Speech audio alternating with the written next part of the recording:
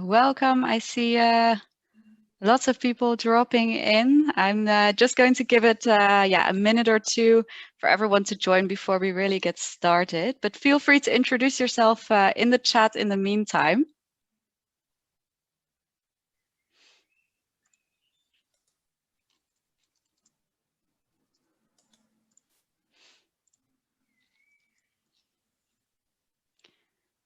Perfect.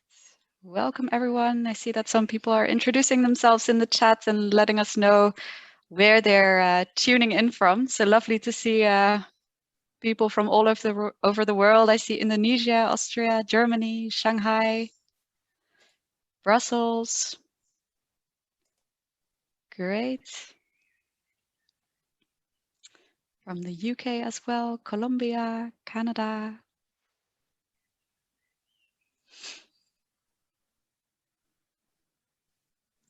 Great.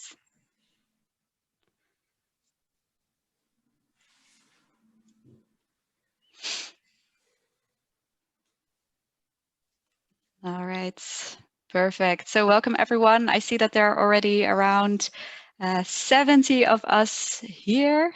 Great to see where everyone is joining in from. Perfect. Great. So thanks everyone for joining. Welcome, first of all. Lovely to see all of you joining the webinar. I do see some familiar names, so lovely to see you again. Welcome. Welcome also to those of you tuning in from LinkedIn Live. It's great to see how many of you are interested in today's session. My name is Tessa. I am onboarding specialist at Easygenerator, and I'm here to kick off part one of a three-part CEO series. Of course, I'm joined here today by Kasper, CEO at Easygenerator, and I'll let him introduce himself in a minute as well. Just so you know, you are all muted, but you are more than welcome to chat using the chat and to ask any questions you would like either myself or Kasper to answer. Please use the Q&A for that, and then we'll answer them either in the moment or towards the end. The webinar will be around 45 minutes total, so Kasper will present around 35 minutes, and there will of course be some time to answer those key questions in the end. And this is being recorded. You will receive a recording later this week. So without further ado, welcome to part one. Kasper is here, of course, to speak on the power of employee-generated learning. So Kasper, handing over to you. Thanks, Tessa. And welcome to all of you. So I see that indeed people come from all over the world, which is really cool.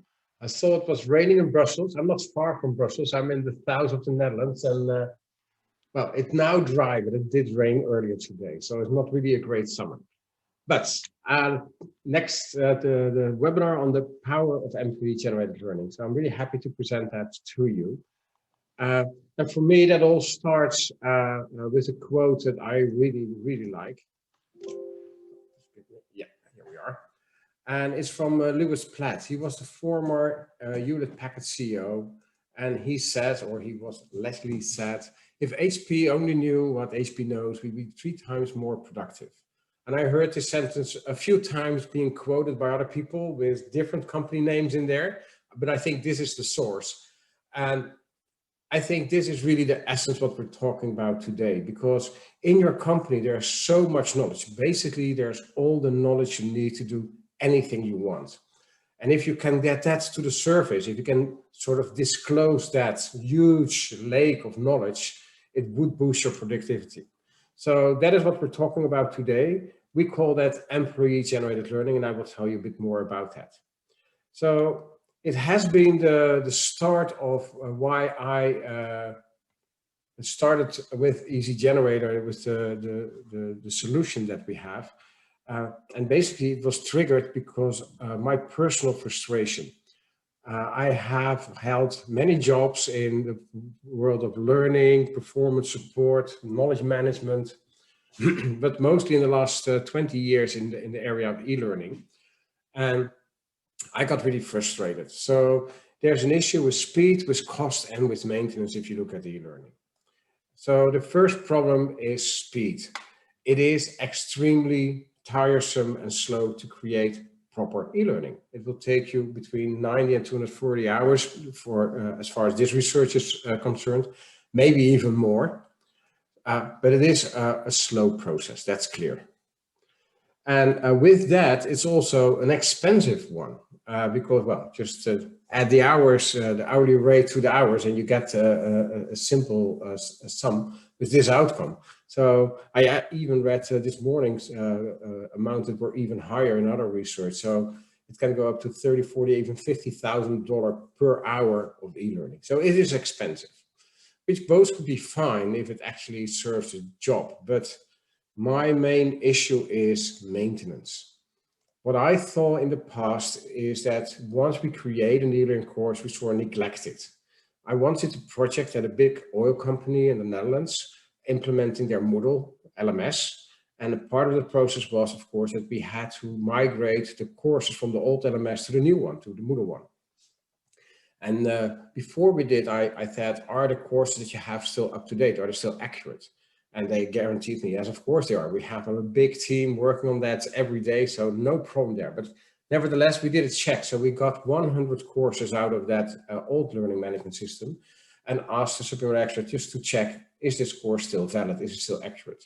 And the shocking outcome was that none of these courses were up to date. And some of the courses were 2-3 years old, but there were also courses just 2 weeks old. And that is a huge problem. So what I felt is that we spent so much time and money to teach people outdated stuff. And that is what I wanted to solve with Easygenerator. So the root cause of that is the process on how we create instructional e-learning through instructional design. So let's say that Tessa is really experienced in presenting webinars. So let's say that I, as an instructional designer, want to create an e-learning course on how to host a good webinar. I would interview her and a couple other people who have a lot of experience and put that together with my didactical and instructional design knowledge. So I am using the knowledge of the SME, in this case Tessa and some of her colleagues, to get that information over to my side in the L&D department. And then based on that, I would create a course. Of course, I have to go back and forth a couple of times because I need to check is this correct, and then I need to double check, I need to review and do another review, and then finally I have the course. So that process by itself is slow and cumbersome and expensive. But then the big issue comes. I am the owner of that course. So I put it in my LMS and the learner can take it. But meanwhile, Tessa and the other people working on webinars and giving webinars, organizing webinars, they learn every day. They maybe read a book that sort of blows their mind and how you can do it in a completely different way. They have a bad experience or a really good experience. They develop. I am not connected to that development. So because I'm the owner, I don't have any triggers to update my course. But in fact, in the business, in real world, life is going on and change is going on.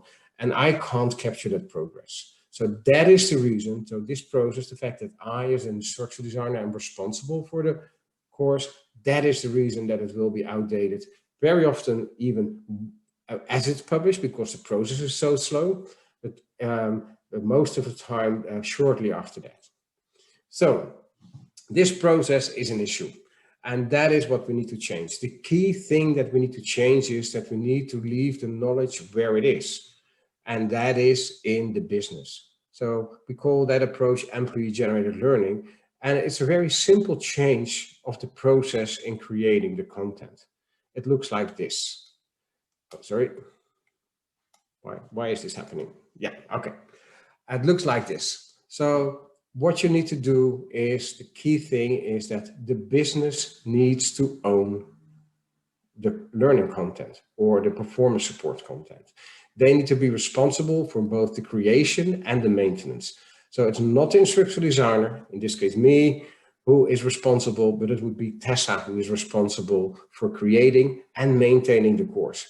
I'm only there to facilitate her, to help her, to make sure that she can do a good job. But is she responsible for that? Then the process already becomes much more simple because we don't have to go back and forth to check. So what we find is it can be 5 to 10 times faster to create a course.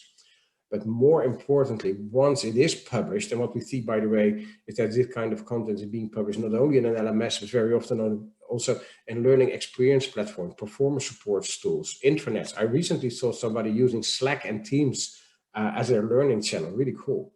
So you can publish it anywhere, but the key thing is that the employee, the subject matter expert, is responsible for that content. So when they learn, when they develop and something changes, they can dive in, change the course, press the update button, and it's live with the new version. So this is the only way to actually make an investment in learning that sticks, that keeps up to date, and that keeps actual. So I want to talk about a couple of business cases of customers that we have, because they all use employee-generated learning, so learning created by their employees, but with sort of different background, different business cases.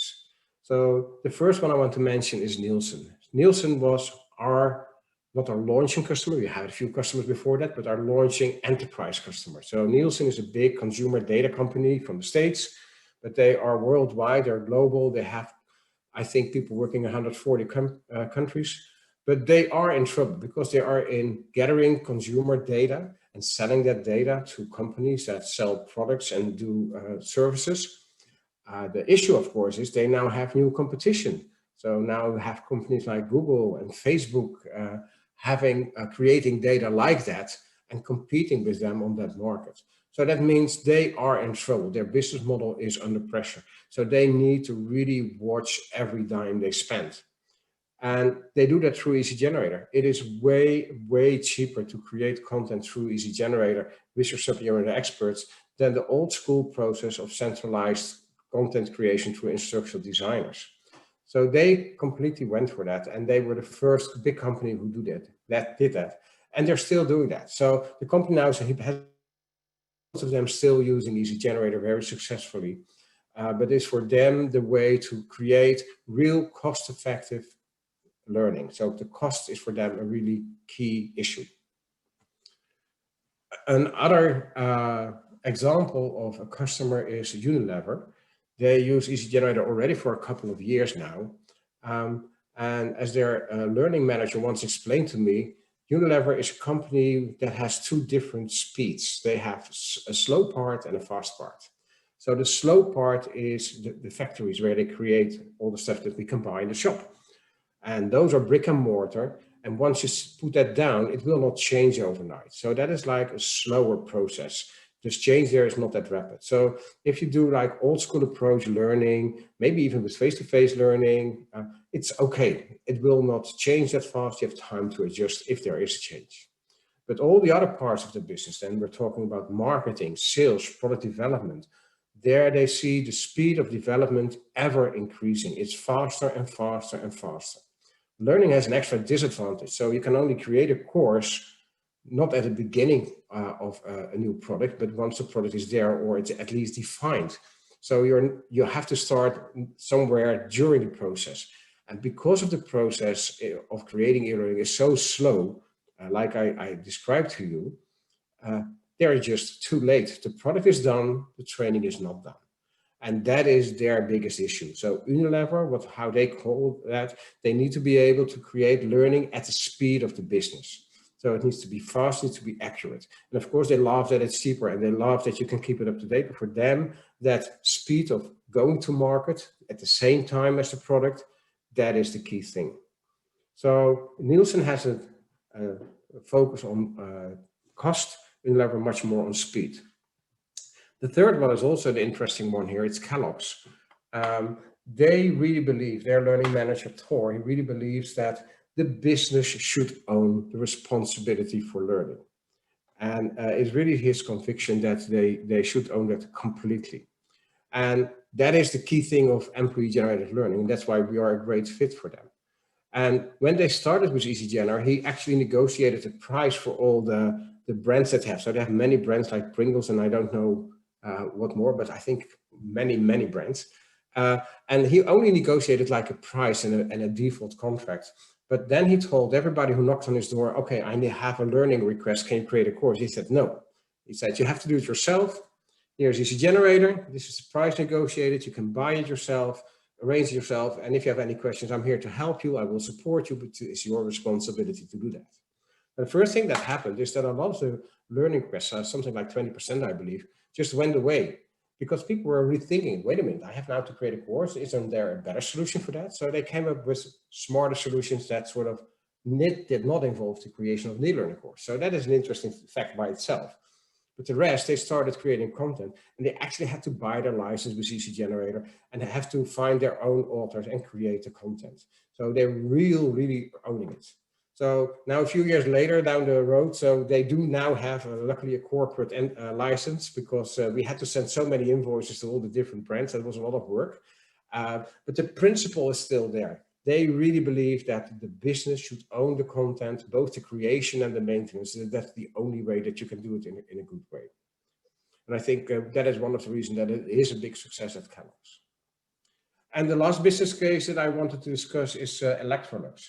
So it's a bit different. So Electrolux, our customer is their sales department, and they are organizing training through the whole of Europe on how to sell their appliances. They sell household appliances, or they create household appliances and partners sell that. So they actually had trainers traveling through Europe, teaching people in a 3-day course how to sell a vacuum cleaner, an oven, and things like that. But the problem is, of course, that that is quite expensive and it is not scalable. So they want to move to a more blended solution where they mix e-learning with the face-to-face training. And for that e-learning part, they looked at Easygenerator for the creation of the courses. So they told their trainers, please capture the knowledge part of your training into Easygenerator in a course. And next time that you have to do a training, ask people to take that course up front, so in advance. Once you do the training, and instead of doing that for 3 days, you only need 1 day, you are not really talking about transferring that knowledge because they already have it. But then you start working on how to apply that knowledge in your day-to-day life. So then in that live session, you can do role play, using that knowledge and actually learning how to apply that. So that will also give you like a higher level of learning because it's not just the knowledge which is transferred, you actually learn how to use that knowledge. So that model, by the way, is called the flipped classroom. It comes just from the regular education where teachers started to record their lecture instead of giving it in the classroom, and then asking kids to make their homework in the classroom instead of home. So when you make your homework at home and you get stuck, you don't have any help there.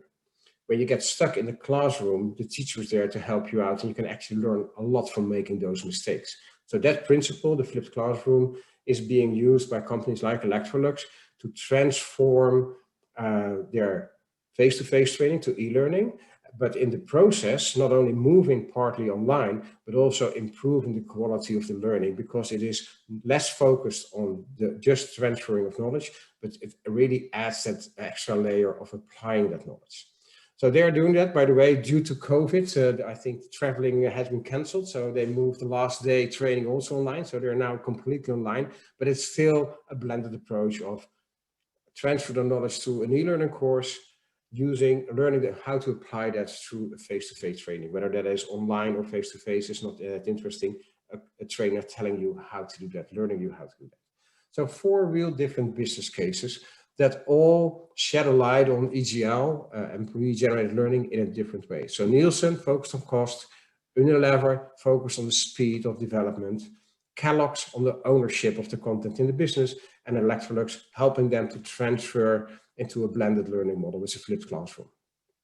So those are 4 different applications of EGL. And that is what Easygenerator does. And that is what I really believe is the solution for the problem that I described earlier, the slow, expensive process of creating content, but most of the time not being able to keep it up to date.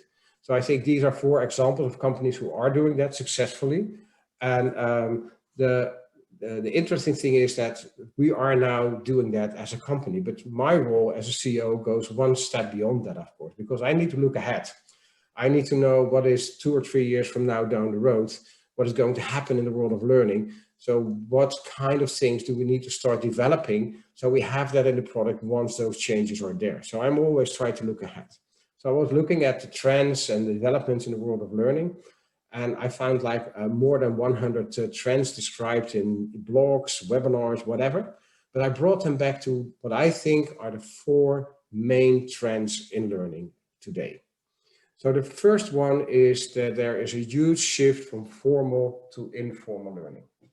So the guy, by the way, on the screen, he died a few years ago, but he's like my ultimate e-learning hero, Jay Cross. He was the guy who in the 90s coined the word e-learning for the first time. So he's like the inventor of the word even. But he was also one of the first people to move away from e-learning because he saw the limitation.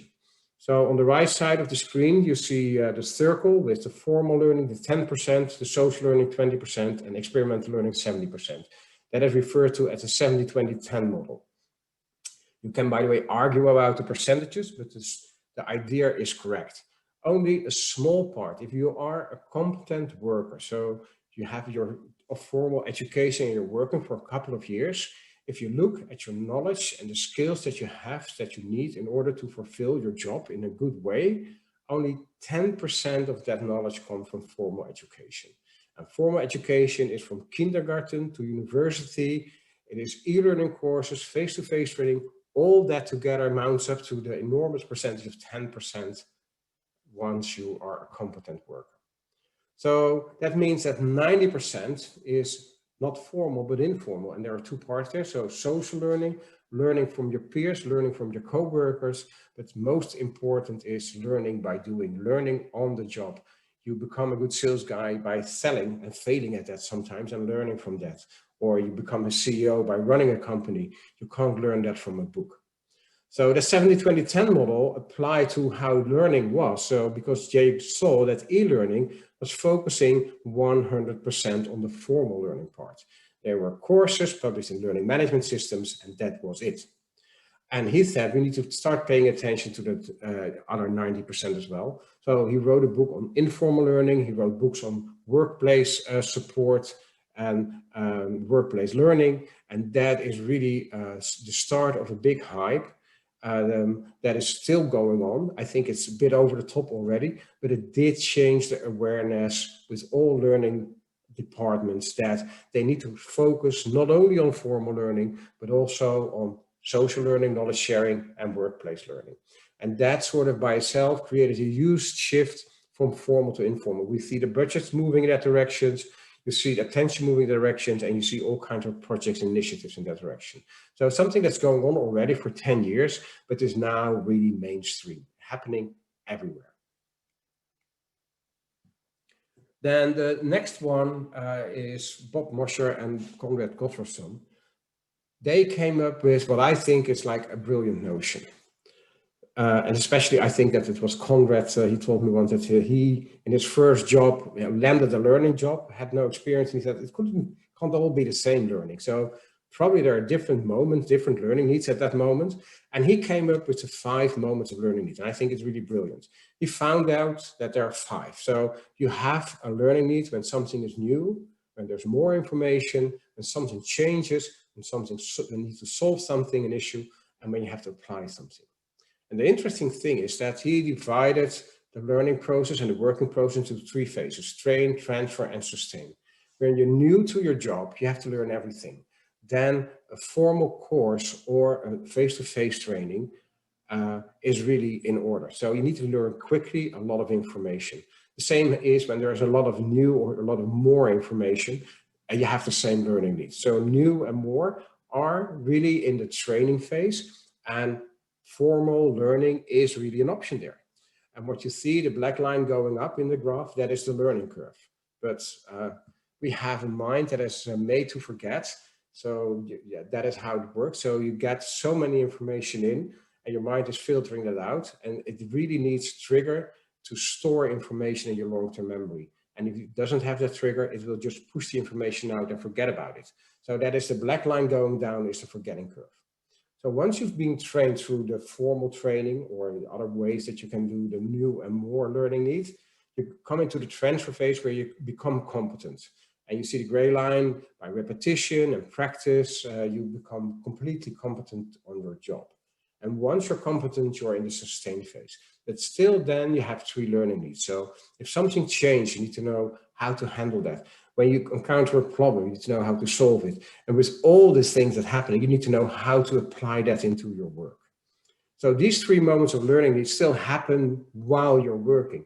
And in that case, you don't want to stop working, go to a classroom or to a learning management system and take a course of a few hours and then come back to work. You just want to Google the solution, find it and go for it. And that is really a different learning need, and that applies for all 3 of them than like the more fundamental learning need with new and more. So these learning needs that happen while you're working and need to be solved as quickly as possible, they're much more in the direction of support. So you need to find something, a solution, how to handle the change, how to apply something, get an instruction on that, put it in and start continue your work. So it's much more like support than it is learning.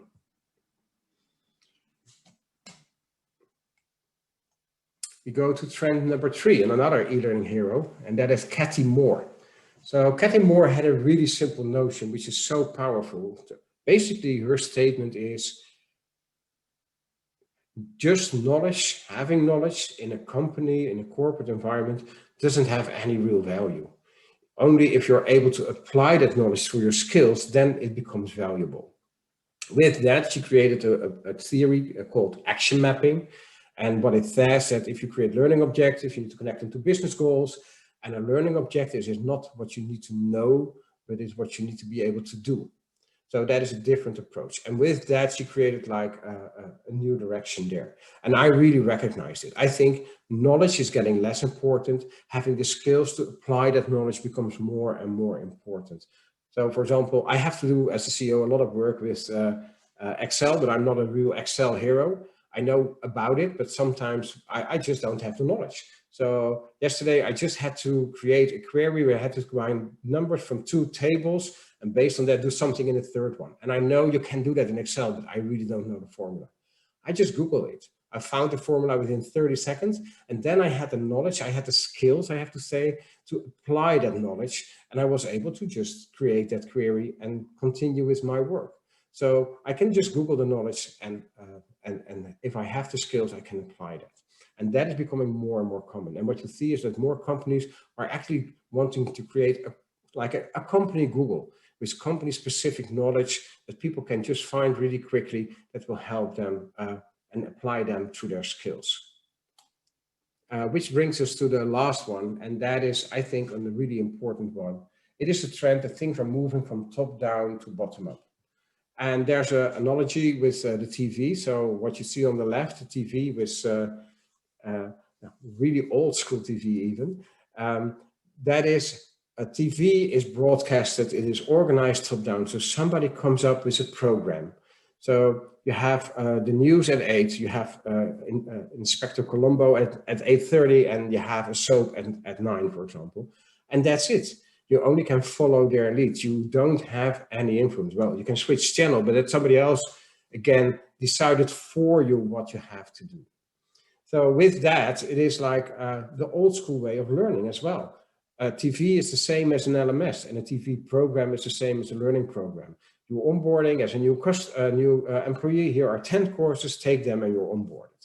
It's completely prearranged for you. So what's happening in the world of TV, of course, is that now we have Netflix. It's still the same content, the same series, soaps and movies, but they're now in an environment that is not pushing information to you, but making it really easy for you to find it. So it is up to you, the viewer, to take initiative, to go in, to find something you want to see and play it on the time that you want and on the device that you want. So it is much more a bottom-up approach. And we see the same happening with learning. We now have learning experience platforms. They are like the Netflix of learning. It's an environment with the same courses, with the same content, but it's not pushed to you. It's there sitting for you, waiting for you to find it and to run it whenever you as a learner need it. So that makes it more your responsibility, and it's more like a bottom-up approach. And I believe we are even going to take that one step further. So 3 examples here, YouTube. So people who create videos on YouTube are also the viewers on YouTube. And people who create content on Wikipedia are also the readers on Wikipedia. And people who create the news on Reddit, they're also the people who take that news from Reddit. So not every creator is also a reader, but it is increasingly the case. And I believe the same will happen with learning. So I believe that the learners will also be the teachers. They are also the authors of the content that other learners need. And that is what Easygenerator facilitates. So that is the trend here.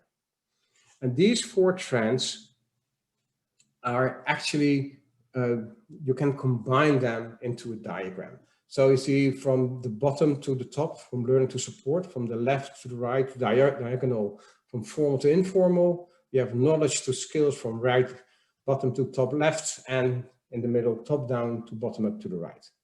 So those 4 quadrants actually are the 4 elements a corporate learning department has to manage. It is formal learning, which is decided by top-down formal learning.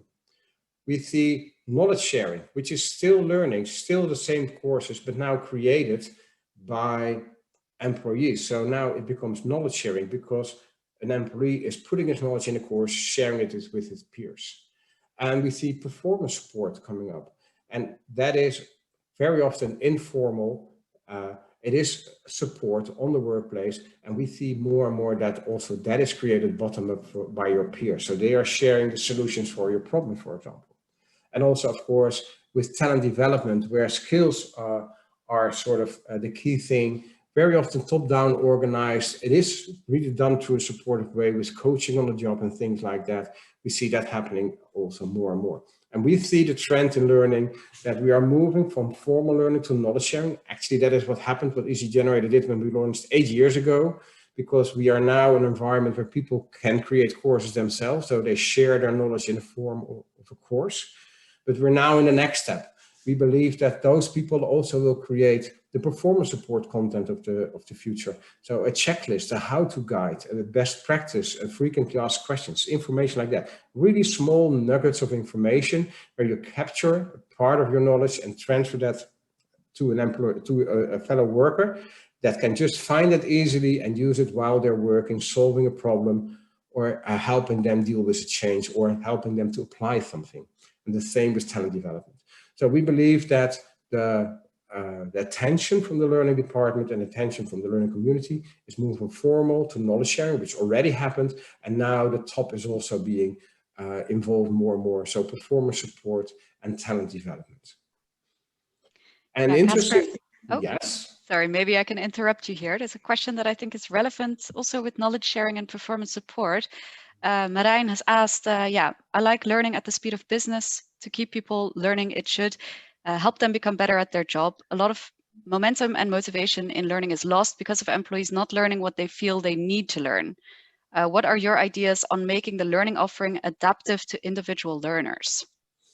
Yeah, so it's all about teaching them the right content. So I think that having the content created by one of your peers is already a big help. Because if it would be an instruction designer like me, then I don't really know what is important to you. But if it's just your colleague sitting next door, or somebody doing exactly the same work, they have a better filter on that. So they know in a better way what you need than a learning department needs. So I think that is one. And the other thing that you see, it will also work the way that Google works. So if you have a lot of employee-generated learning, a lot of content, and you publish that, let's say, in what I call your corporate Google, an environment where you can find content, learning content, whether it's an LXP or something else is not really important. You will see that content that has been used more will get a higher rating in those searches, like it is in Google. It will become more popular. So if something is bad and not really a right fit for the job, it will drop in significance. And if something is really good and it's helping, it will rise in significance, like it is in Google. So I think that is a filter that will help you not only creating better content by making it by SMEs, but also filtering out through search mechanisms like Google. Any other questions, or shall I move on and wait for the rest later on? Yeah, perhaps you can move on and do questions later. Okay. So this change that we see also reflects in the tooling that we use. So what you see in the left corner, the formal learning corner, you have the learning management systems. And those were the systems that were like the dominating factor in the world of learning for a long time. Most of the money spent went there. Now we see learning experience platforms, and where you see that the growing curve of the learning management systems is going down, or at least flattening, the learning experience platforms, they are exploding. I hear growth percentages of 100%, 200%, even more. And they are growing rapidly. And that is the Netflix of learning kind of approach is really what is needed. And it's also something that, by the way, that fits extremely well with employee-generated learning, because those courses are shorter and they are really well suited for a learning experience platform. So we see a lot of our customers using Degreed and Adcast and tools like that, and using that to publish Easygenerator content. We also see more and more performance support systems and talent management systems coming up. I have to say they are less widespread than the LMSs and LXPs, but what we do see is that there is a trend that companies are moving away from the one big solution, so one thing that can do everything. What we see happening more and more is that people sort of creating their own learning ecosystem based on a couple of tools that communicate through standards. So for example, we have customers using Degreed as their LXP, Easygenerator as their authoring tool, and then an LRS for the result tracking. And all of them can be tied together due to standard connections that we have, like XAPI and everything around that. And it will create one perfect solution for that specific customer that is a perfect fit for them.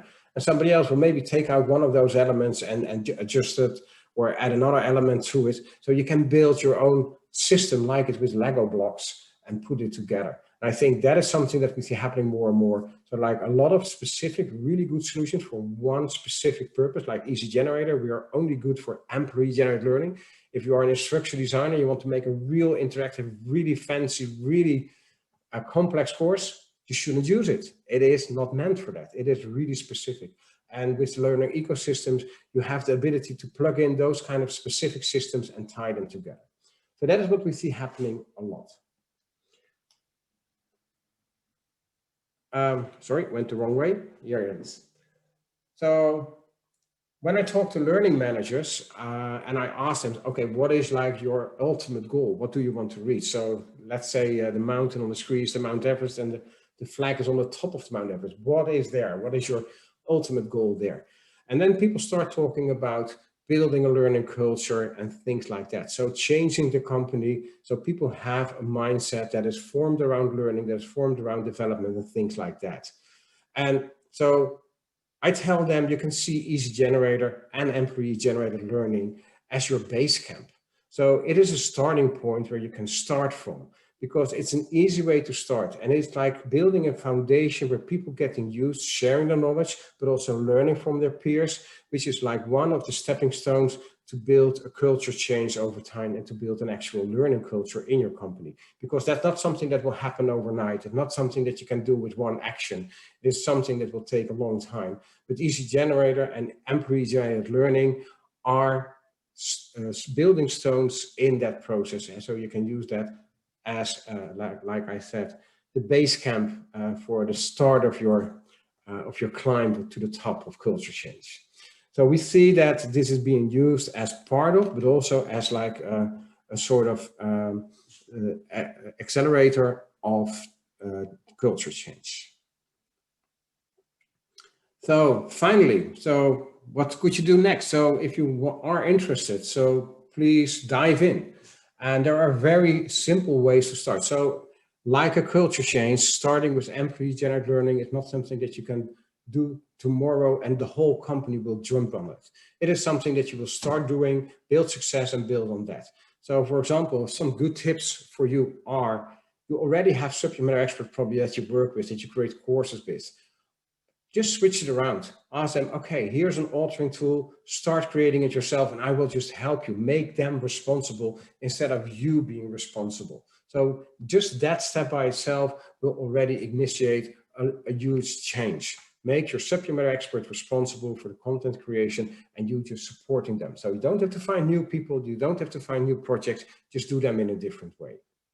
Also encourage other people to create content. And one of the best ways is to actually have content created by SMEs that is a huge hit in your company, that actually solves problems, that addresses a learning need. If you create that and people start understanding that it's not created by a learning department, but created by their peers and that they can do it themselves as well, that is really powerful. So encourage people, convince them with success. And finally, you really need to be able to convince the management. So if the manager tells somebody, wait a minute, you're a consultant, so I only count your hours that you actually work with your customer. So the moment that you're creating a course, it's sort of like a penalty because it doesn't count as a productive hour, then you have an issue. So you need to make sure that the part of the business that needs to own the learning, that the management there is convinced of that, and that they actually promote this with their with the people they manage. If not, it will be a big blocker. So start working with the SMEs you already have, make them responsible for the content instead of you. Encourage others to create content showing the success of employee-generated learning and asking them to create something by themselves as well. And make sure you have the management on board so they facilitate this and that they will not block it. So that was my story for today. So Tessa, over to you. Yeah, so maybe before closing off, I see that we do still have some time. There are some questions that came into the chat, so maybe nice to address those. So first of all, a question, under employee-generated learning, how do you sync the content generation with the need to align it with skills and competencies? In many cases, the employees are experts in their professional field, but don't know themselves how to convert or sync content into skills. Yeah. So in fact, what is being said here is they sort of lack the instructional design knowledge, they lack the didactical knowledge to actually make a proper course that does the job. And that is a valid argument, because if I push this idea forward with any learning management manager and I tell them creating courses for instructional design process is slow, it's expensive, and you can't keep it up to date, I always get 3 yeses. But 99 out of 100 times I get back, what about the quality? If it isn't proper learning material that people create, it will not do the job. Well, first of all, I think you maybe underestimate your subject matter experts because they can do a lot better than you expect them. But they do need support. So it is really important that, so it's not that I want to sort of stop having instructional designers in the company. I think they should change their role. I think they should be the coach, they should be the mentor, they should be the co-author, the co-creator of courses. And especially when you create an e-learning course for the very first time, you need to sort of learn how to do that. So with Easygenerator, we do onboarding sessions for that, get used to the tool, but we also give webinars on how to create a proper course. We give webinars on how to create proper questions, but we also really focus inside the tool more and more, building in support for the author. So for example, we have in Easygenerator, you have to create a learning objective for a course, and we build in what we call the LO maker, the learning objective maker. So based on Bloom's taxonomy, you select a level of learning by selecting a verb, and then you build a proper learning objective out of that. So that is already a starting point for better e-learning. But we also now, for example, really recently added a feature to Easygenerator that we call data insight. So based on the results of the learners, we look at the data. We not only tell you how many people failed and passed and how many people took it, but also how long they took to finish your course. And we also will analyze the question. So if everybody answers a question correct or incorrect, or too many people answer a question correct or incorrect, it tells something about the quality. So we can actually give people advice to adjust the question to improve the quality there. And I think that's sort of our holy grail. So that if you have the mountain with the flag on top, then our holy grail is to actually build in that instructional design knowledge, the didactical knowledge into Easygenerator more and more, so we can support the author from within. For now, we have all the things that we do with webinars. We have built-in support, and we have, I think, probably the best customer success and customer support team in the world.